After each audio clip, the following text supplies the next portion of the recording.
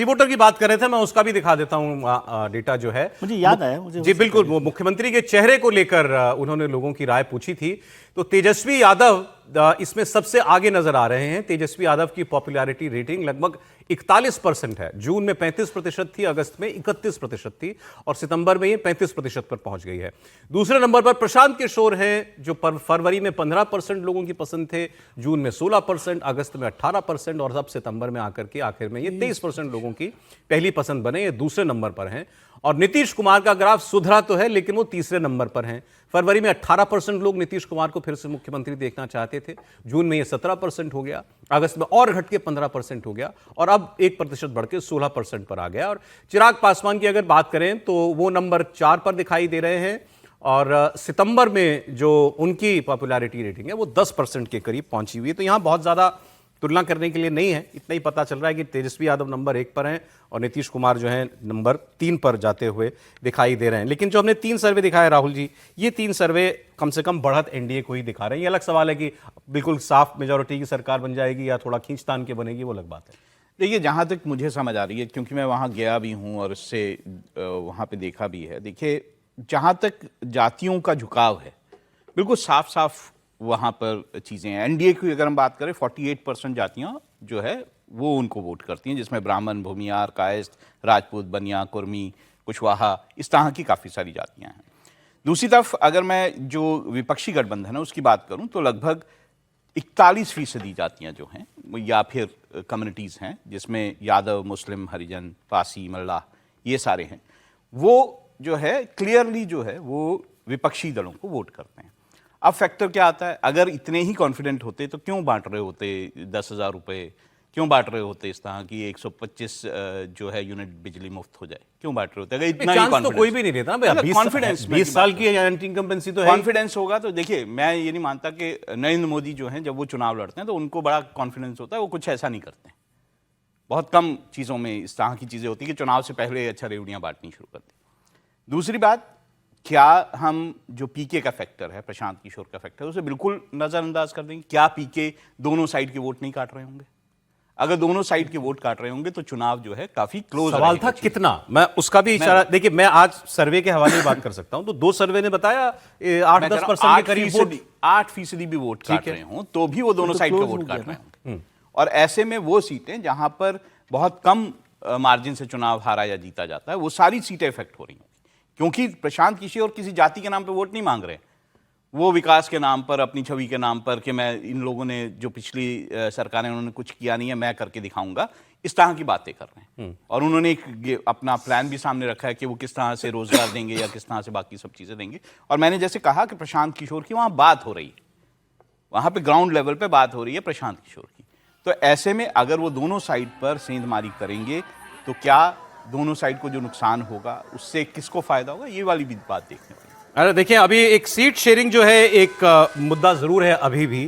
इस पर आज तेजस्वी यादव ने, हमने आपको दिखाया, उन्होंने कहा कि अभी और थोड़ी बातचीत होना बाकी है।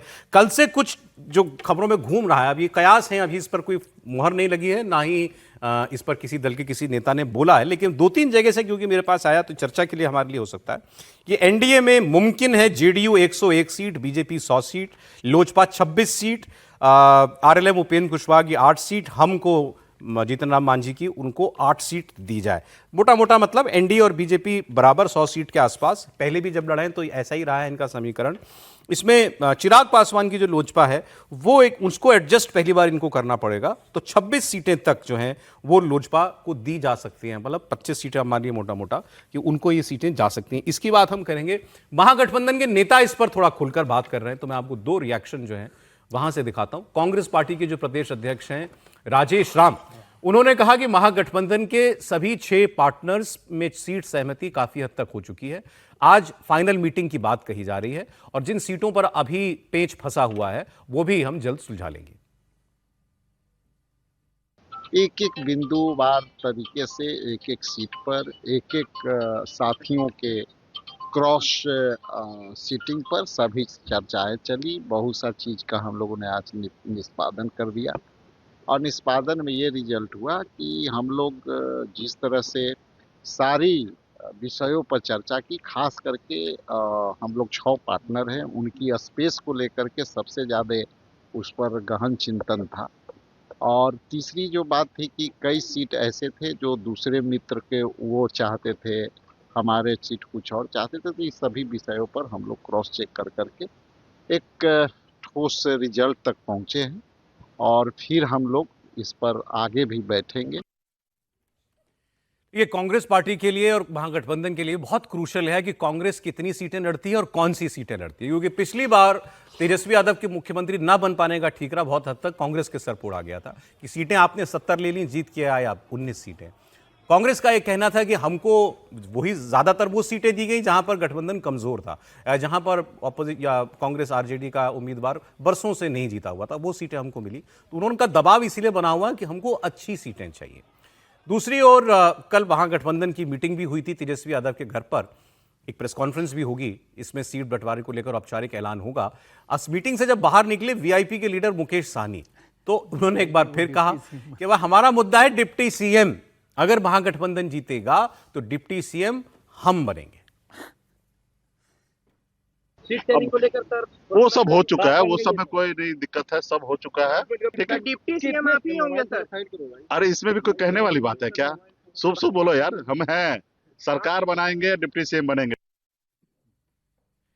इनका दावा लेकिन पहले से तय है, मतलब ये कई दिनों से कह रहे हैं डिप्टी सीएम हम बनेंगे। दूसरी ओर मुसलमान पूछते हैं, भाई मुकेश सहनी जिस वर्ग का प्रतिनिधित्व करते हैं उसका वोट कितना होगा, 2%, 4%। मुसलमान कितने हैं वहां पर? लगभग 17.5-18%। कहते हैं हमको डिप्टी सीएम के लिए कभी किसी ने उम्मीद नहीं समझा कि हमको दिया जाए।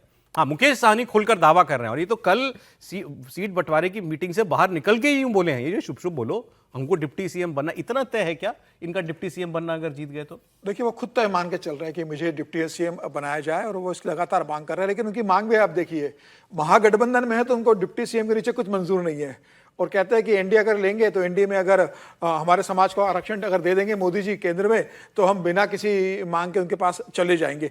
तो अभी वीआईपी के मुकेश सहनी ने 2 नावों पे पैर रखा हुआ, उनकी बीजेपी से भी बातचीत चल रही है और अब इधर भी बात चल रही है। अगर इधर बराबर सीटें नहीं मिलती है और लगता है कि वो मुख्यमंत्री घोषित नहीं करेंगे और बीजेपी की तरफ से कोई अच्छा प्रस्ताव उनको लगता है कि आ जाएगा और ज़्यादा सीटें जीतने की संभावना बनती है, तो अंतिम समय है वो बीजेपी के पास भी जा सकते हैं।